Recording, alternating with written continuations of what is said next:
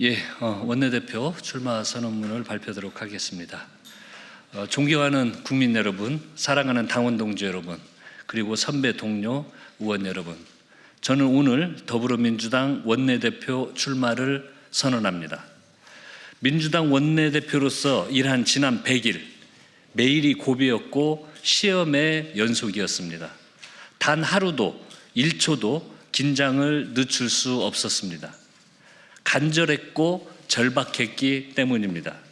위대한 국민이 내란을 극복하고 빛의 혁명으로 세운 이재명 정부가 반드시 성공해야 했기 때문입니다.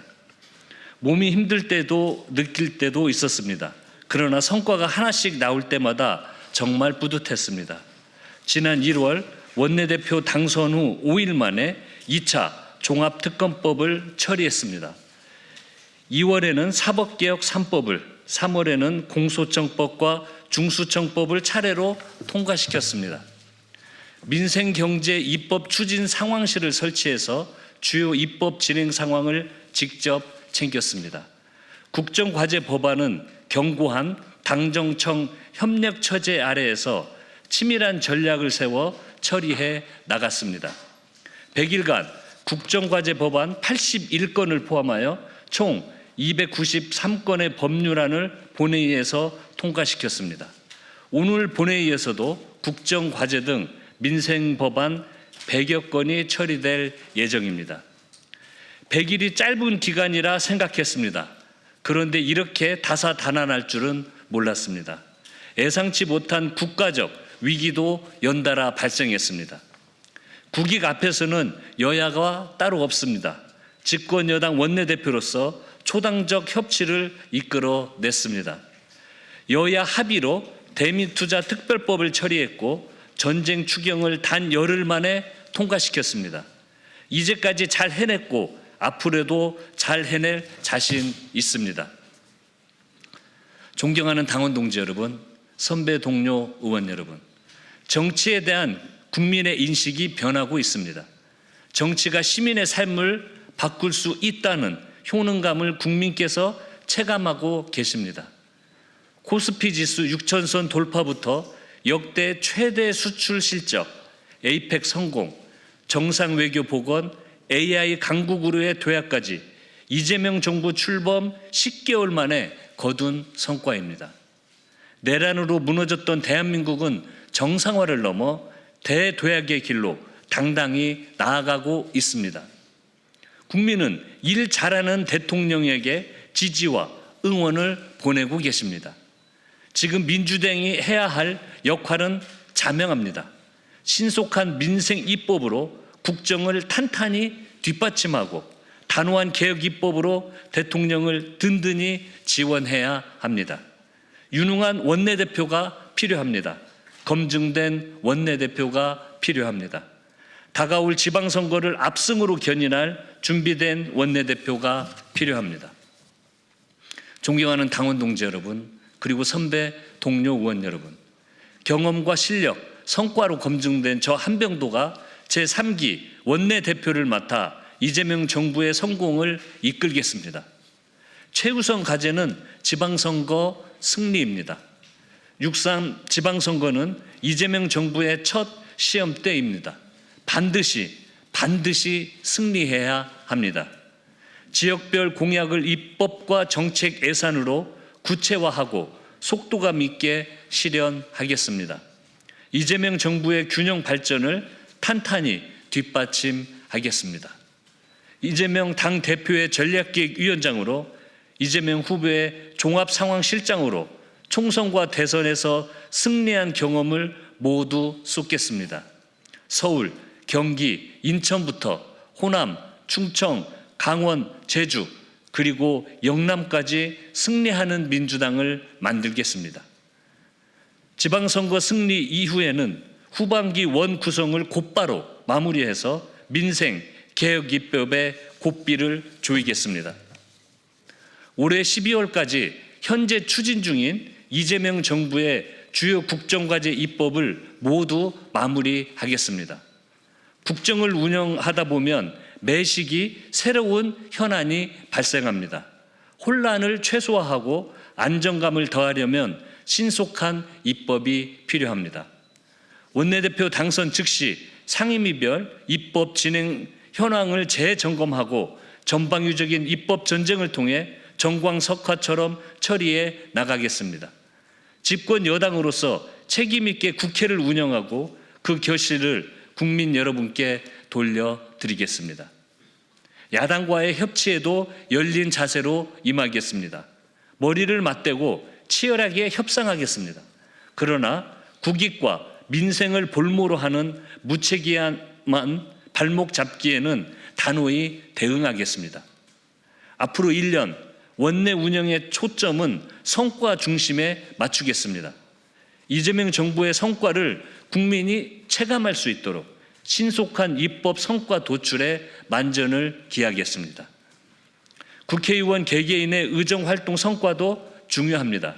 의원별 우선 추진 입법과 예산을 원내대표가 직접 함께 챙기겠습니다.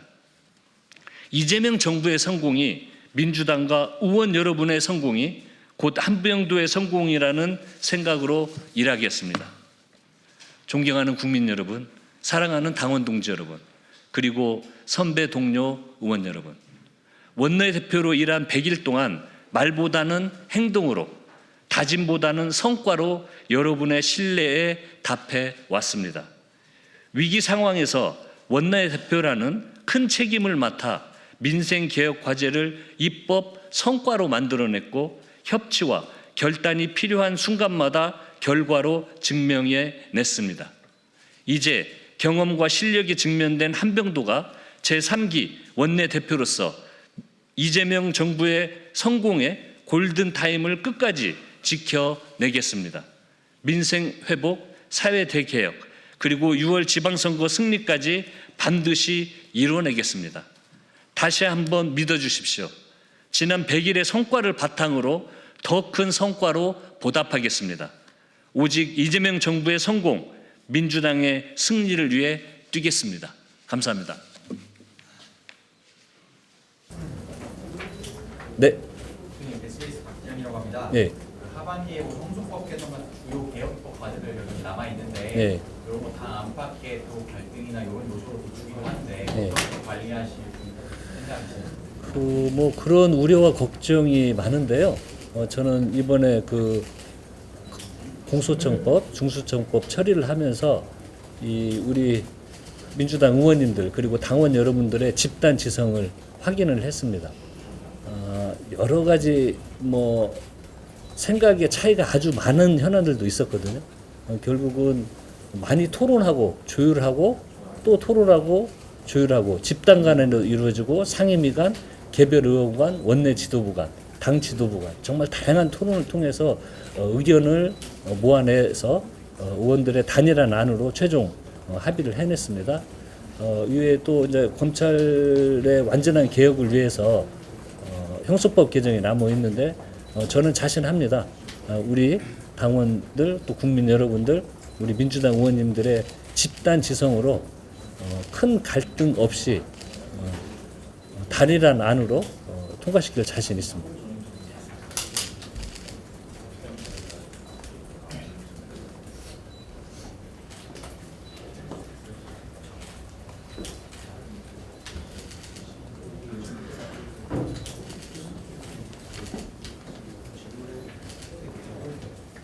거의 없으신 것 같은데?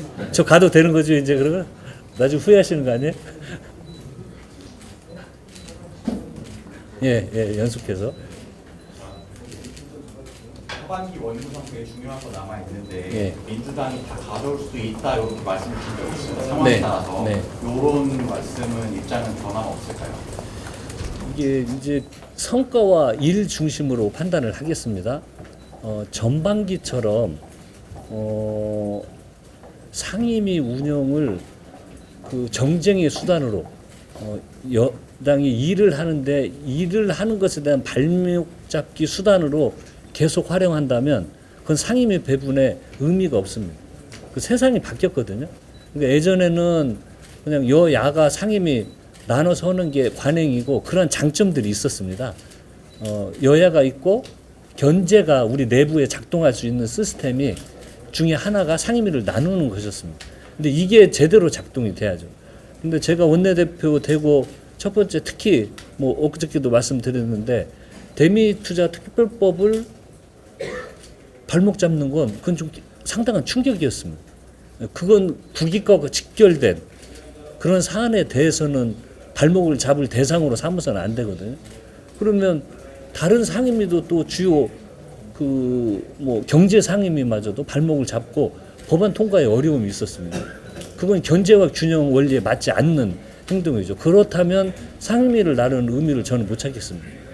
하지만 이제 새로 당선되고 우리 내부적으로도 논의를 하고 또 야당과 논의하고 새로 된 국회의장님과도 토의를 해서 이것이 잘 작동될 수 있는지 그걸 좀 한번 토의를 많이 해보겠습니다.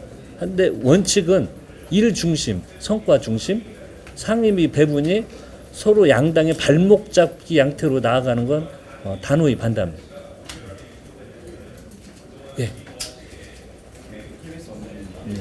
그 원내 부대표단 구성 관련해서 이제 만약에 연임하시게 되면 부대표단 구성에 큰 변화가 있는지 질문을 주셨고요. 그리고 원래 처음에 이제 원내대표 하실 때 원내 부대표를 분야별로 좀 나눠서 그 일을 맡기신다라고 하셨는데 그게 또 잘 안 된 것 같기도 하거든요. 연임하시면 그런 구상 갖고 계시는지. 제 바람이기도 한데요. 현재 우리 그 삼수석님께서 저는 그 드림팀으로 그 자평할 정도로 너무 100% 이상 잘해 주셨습니다. 그래서 그렇게 실력 있는 분들을 다시 그대로 그 모시고 할 수 있다는 건 뭐 저에게도 행운이고요. 그렇게 하겠습니다. 저는.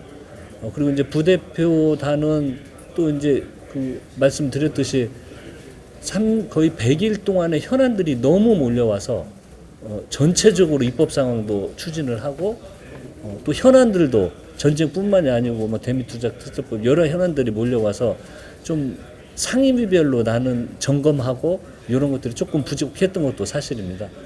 그래서 원구성 할 때 상임위 배분을 하고 부대표단을 짤 때 새로 할 때는 그런 걸 미리 계산하고 상임위별로도 입법 상황을 점검할 수 있는 그런 걸 점검을 해서 부대표단을 구성하도록 하겠습니다. 근데 제가 원내대표고 새로 하신 분들도 있고요. 또 꼭 필요하신 분들도 있고 또 1년 전체를 하셔서 교체를 필요한 부분도 있기 때문에 그걸 종합적으로 잘 판단해서 원구성을 하도록 하겠습니다. 네, 네. 지난 임기 어떻게 평가하시는지 그리고 이제 앞으로 임기하실 때 다른 후보 안 나오시는 분이 계시지만 이분들끼리 어떤 차별화, 경쟁력 이런 것들을 생각하고 계시는지 한번.